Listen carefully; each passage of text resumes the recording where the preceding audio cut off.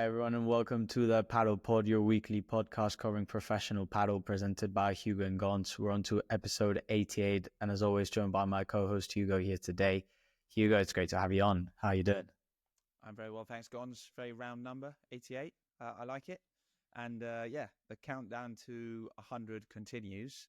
Fingers crossed that we, manage to get maybe a special guest or make it a particularly interesting episode. Who knows? Maybe we can invite one of our kind of most active fans to participate. That would be pretty cool, wouldn't it? I've just made this up on the spot, so maybe you're going to tell me off offline.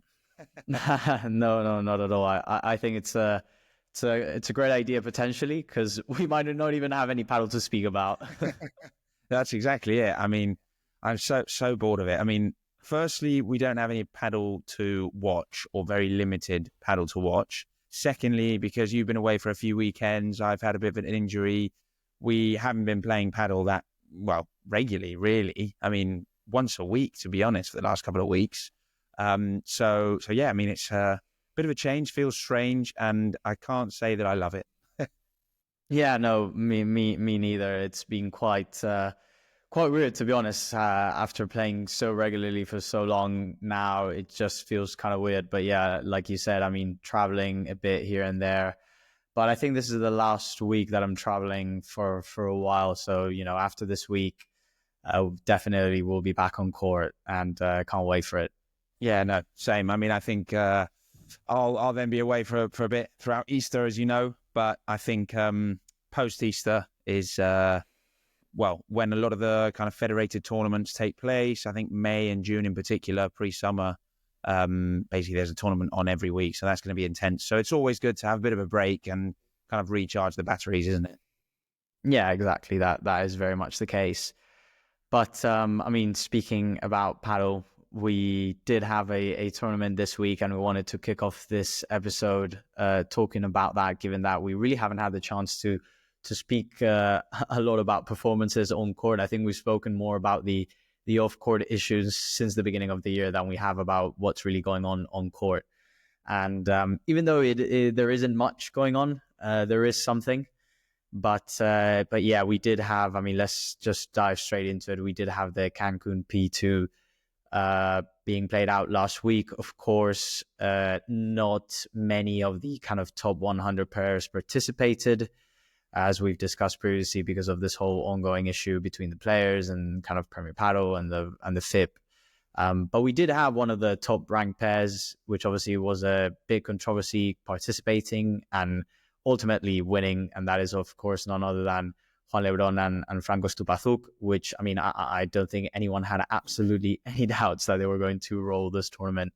But in the final, they did face Alfonso and Tolito Aguirre, who this year they've come on from the A1 Paddle Tour to play Premier Padel. And actually, I think we did speak about this last week, Hugo. This is kind of the matchup that we wanted to see. And even though, this whole issue with the players not playing and stuff like that is a bit annoying, at least it gave us the opportunity to see these kind of matches and obviously as well see other lesser ranked pairs like we did see in Gijón. So maybe, Hugo, I'll leave it up to you if you kind of want to kick things off and give your thoughts about the tournament. And of course, I think the main highlight, which was the final itself.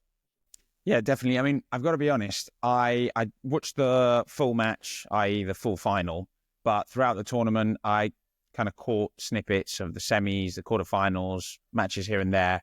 But the final was the only match that I watched from start to end. Very entertaining, to be fair. I mean, I'll go into a bit more depth in a bit, but obviously it wasn't at the same level as other finals.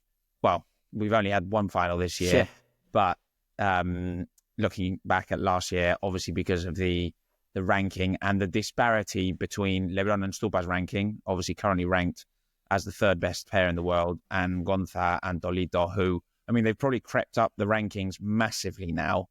They have actually. Yeah. They are. I saw that they will be from the Santiago P1. They'll start being ranked 18th as a pair. 18th. Wow. Which is massive. That's huge. I mean, so obviously I think that ranking's slightly misleading, because I'm not sure I would consider them the 18th best pair in the world. I mean, I'd probably put them in a top 30, but there's so much competition at the moment.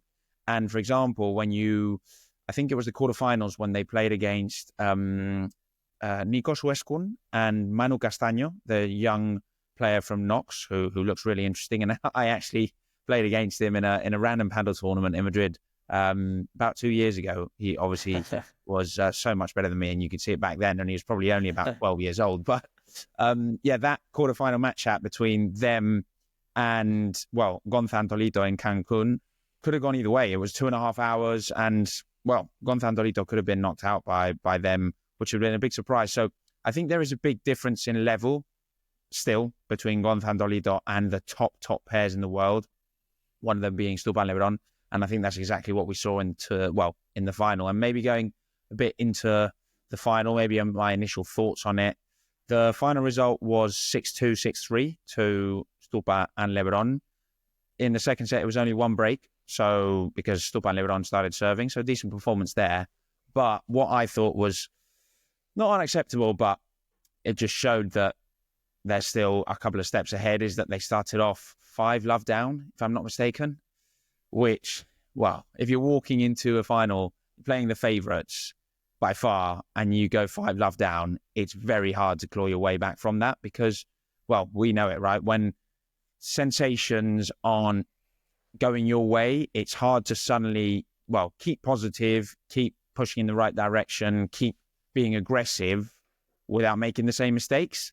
And we've spoken a lot about how paddle is a mental game. So I think that really hurt them. It hurt Tolito and Gonza starting off that way. But, throughout the final, I thought Lebrón was the MVP by far. His smashing was unbelievable. We could see throughout the whole week, to be honest, in Cancun, that the ball was literally flying. It's probably due to the altitude, the conditions, and it was outdoors. It meant that particularly smashes with topspin, so obviously topspin smashes, which are quite different to power smashes. I think topspin smashes paid off more, and obviously that is specifically Lebron's game, right? So we saw it in the final. I'd love to see the stats regarding Lebron smashing in the final, but it was almost immaculate and great to see him. I think this was honestly, I know once again, he's not playing Tapia Coelho or Alan Chingoto, but this was the best smashing performance from him that I've seen since his injury, by far, which is really encouraging, and I hope to continue to see it. I think Lebron, led the way. Stupa was very solid, very dominant. His forehand volley in particular caused a lot of trouble to Gonzalo Alfonso. And from Gonzalo and Tolito, I thought Gonzalo actually carried a lot of the play, and because he started off not very well, particularly his smashing was not working, I think he lost his confidence, and that probably affected him and Tolito as a pair throughout the whole match, really. I didn't think that Tolito had a very bad match, to be honest, but I just felt that he didn't get that much of the ball, and Gonzalo obviously playing on the backhand and having to take more of the play and play more volume of balls, I don't think he managed to put in a performance that really could threaten Lebron and Stupa. I don't know what you thought, Gons. Yeah, just a quick question I wanted to ask you. Do you think we should read at all into this result from Lebron and Stupa's perspective? Like, do you take anything away from it, or are you kind of more inclined to say at the end of the day they kind of played a pair in a tournament that, the players were so much, they're not in their level and it's not the competition that they will face, so I'm not going to read into this at all and what it means for them going forward? I think it's a good question. I think to keep it brief, I think you can't read into it too much. And obviously they had to win this tournament. It would have been a massive failure if they hadn't. What I do think this can help them with is confidence. Obviously it's the first tournament that they've won together, and we know how important it is. They're back into the match rhythm, which a lot of the other top pairs aren't, obviously. I know they're training, they'll be playing matches throughout training sessions, but it's not the same. And also just individually and shot per shot, I think Lebrón is really kind of fine-tuning those shots that make him a differential forehand player. The volcadita, the cross-court forehand shot, he played that a lot throughout the week in Cancun. The smash, obviously, we've spoken about. So I think that can actually help them, and hopefully they can bring that into this week, and that could be an advantage. But do I think this is really going to kind of take them to the next level and really, really help them? No. I mean, yeah, the rest of the pairs were far off them. No, I mean, I think that's a fair assessment. And, we know that Lebrón is a player that relies so much on his confidence, and things like matches like these and tournaments like these, I'm sure, do him a whole lot of good. And I mean, additionally as well, I think it will be interesting that in this week's Miami P1, Stupa and Lebrón are actually in the same side as Tapia and Coello. So they would face them in a potential semi-final. So that would be huge. Obviously a bit unfortunate from them, but nonetheless, it'll be huge if they do face them, and we'll see how that goes. But yeah, going into the final and the tournament itself, as you mentioned, just incredibly dominant performance from Lebrón and Stupa. I mean, not even at any point did you think that kind of the result was in danger or anything like that, especially as you said, starting the match kind of 5-0 up. And they didn't really give any opportunities at all to Gonzalo and Tolito to kind of jump into the match. And the conditions were super favorable for them. I did like that they kind of also adjusted to the conditions, in the sense that I felt like they were overly aggressive, both from a kind of smashing perspective, but also from volume perspective. I thought that they, as soon as they saw a little bit of space, or the ball kind of bounced or floated a bit higher, even if it would have been a risky shot, they were not afraid to kind of go for the kill and play really fast, kind of finishing type volleys. So I thought that was kind of a positive in terms of knowing what your conditions are like and being able to adapt to them. So maybe, going forward, that's something as well that they carry, because obviously not every single court or tournament is going to be like the one we saw in Cancun, right? And so I guess that's on their side, but obviously massive caveat that you can't read hugely into this. But on the flip side, I mean, I think that this does them, it basically, it does them no harm, right? It definitely adds a bit of positive. Does it mean that they're now going to beat Coello and Tapia? No, but does it do them any harm? Of course not. So that's kind of how I see it and look at it. And if you think about it, I mean, top of my head, is this result, like kind of these results for Stupa and Lebrón, already better than what they had achieved last season? I'm just kind of thinking about it, because last season they won P2s, both of them. I mean, obviously Lebrón with Galan at the beginning won that P1, so arguably not. But if I'm not mistaken, at least Stupa, right? Did they reach, they did reach final of the major with Yanghua, so maybe. But I mean, in terms of tournaments won, Stupa only won that P2. So, I mean, that's already, I think, kind of speaking, to the fact that they've already kind of achieved a lot, obviously taking a bit of advantage of the situation. But on Tolito and Gonza's side, I mean, they are super fun to watch. I'm not going to stop kind of saying that. I'd pay a ticket to watch them. But as you said, still very much, you can definitely tell the difference between them and kind of the really top pairs. And it's frustrating, right? Because on one side, I watch them and I'm super entertained by them. And I love when they do their trick shots and stuff. And on the other side, I'm thinking, should you really play those shots? Like, are you kind of more playing because you like it and you like to do those shots, but maybe you could play a shot that would then enable you to construct the point better and potentially win the point?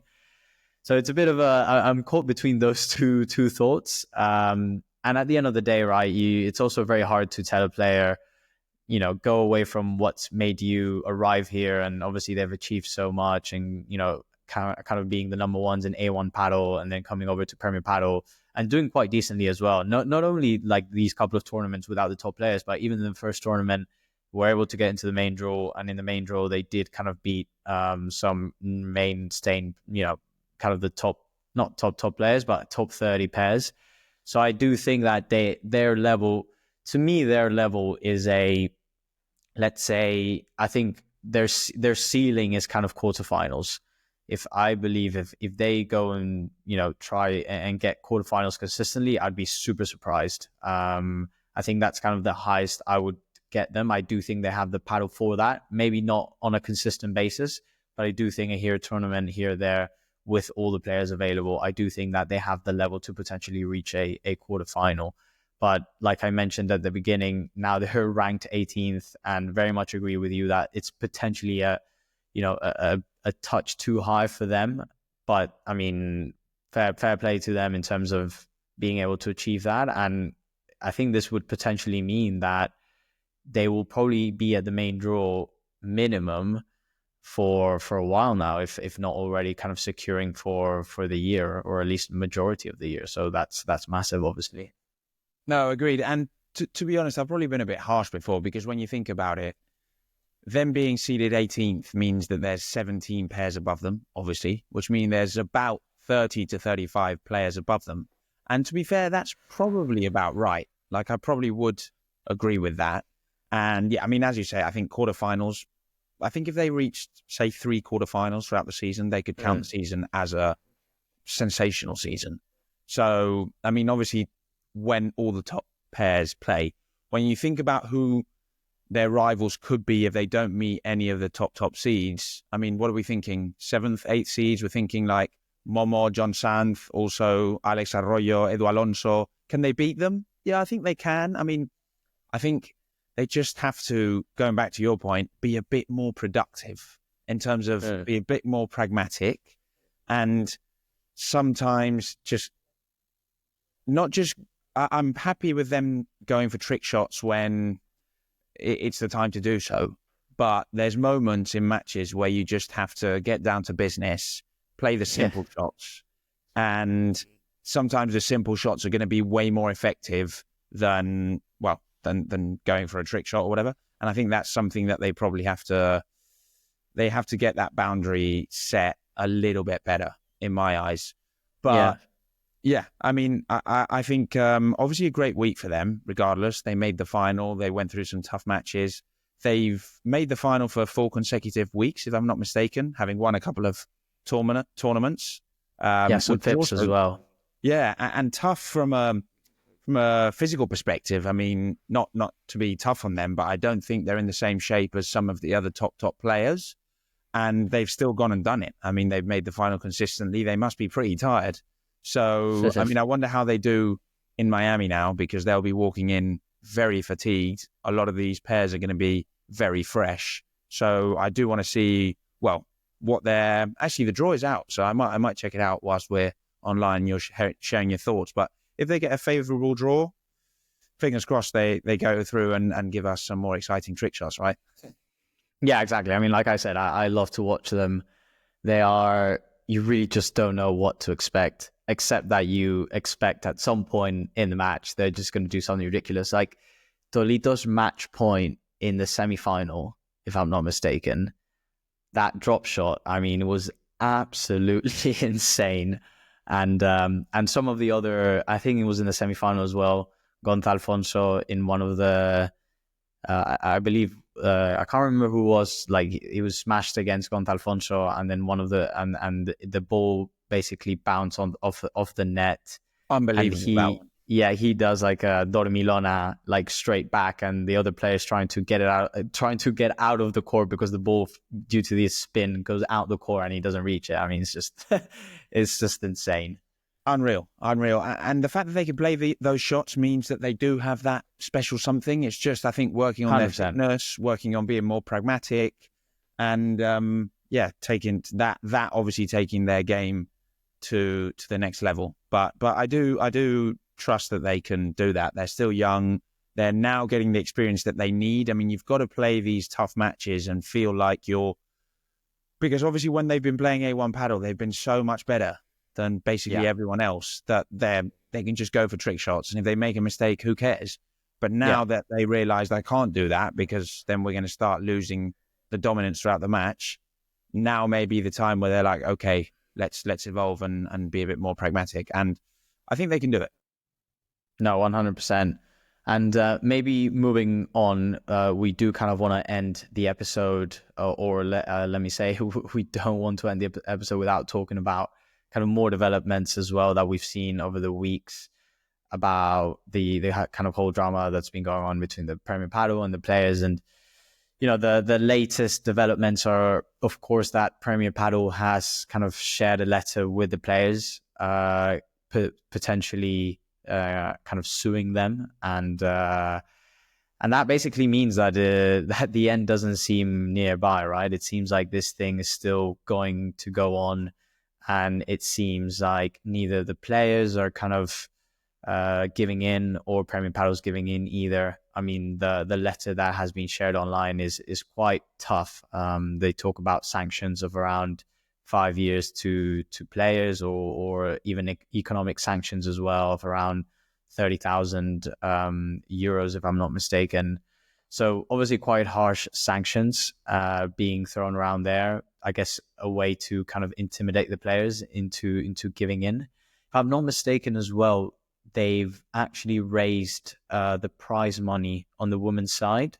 And if I'm not mistaken, they've also done some other changes to the women's side. Now on the men's, they have gone back to kind of the draws as they had before, but that's the only change they've done on the men's side. So it's kind of weird as well, right? Because they've increased the prize pool money for the women's, kind of showing like, hey, they've been playing, or they've been good with us. They haven't done this. They haven't kind of stopped playing these tournaments. So we'll reward them. And on the other side, we'll also kind of stick it to you. It's basically a middle finger to the players. Yep. So, but yeah, the players as well, they don't seem to kind of give in. And something quite interesting that we were just talking right now, Hugo and I, offline before the episode, we were trying to look at the calendar in the Premier Padel site for 2025. And funnily enough, if you go into the site now, you can't see any of the tournaments past March, which before was obviously you could always see any tournament. You could see the whole year out. So I don't know. I just thought that was a bit weird. That we can't really see any tournament past the Santiago P1 tournament, and that is in March. So yeah, I mean, interesting times that we have ahead. And I mean, obviously we have the Miami P1, but it just seemed like it's just going to be a really crazy year for paddle. Yeah, I mean, on the Premier Padel, PPA conflict, I mean, it is basically all the top players, not just the PPA, but yeah, on that conflict. Yeah, you are right. From a woman's perspective, the prize money has been increased by 10,000 euros for every P2 tournament, which, I mean, it's decent. It doesn't feel like a huge increase if I'm being honest. I mean, thinking about the investment that Premier Padel has on behalf of, well, all the different players and stakeholders that are involved, doesn't seem like a huge amount, but still good. And as you said, it could be a bit of a middle finger to the men's players. And good that the draws has gone back to what they were previously. I mean, obviously, Danny Wendell, when he came on our channel not long ago, shared his concerns. So, I mean, clearly, Premier Padel have understood them. And I mean, regarding the sanctions, these whatever it is, 5 years not playing, blah blah, I don't believe it, because it's been all the top players, apart from Lebrón and STUPA, obviously, who've said no. We're not playing. So if they were sanctioned, the sport would just completely crumble. I mean, no one's going to watch Premier Padel consistently if it's going to be like the tournaments that we've been, well, like this week's tournament in Cancun or the previous tournament in Gijón. No one's going to watch it. What this could cause, and maybe that's Premier Padel's objective, is, hey, these sanctions could make more players like Lebrón and STUPA say we're going to play because we're worried going forward. And then once you have that divide, maybe the players that, if there were, basically what I'm saying is, if there was a divide and some players actually started playing and others just decided to stop, then those who still wouldn't play would probably get sanctioned. I can see that. But I think the current kind of divide and all the top players not playing, I don't really see that being viable. Economic sanctions, yes, but not playing for 5 years or whatever the amount of time is, I don't see it.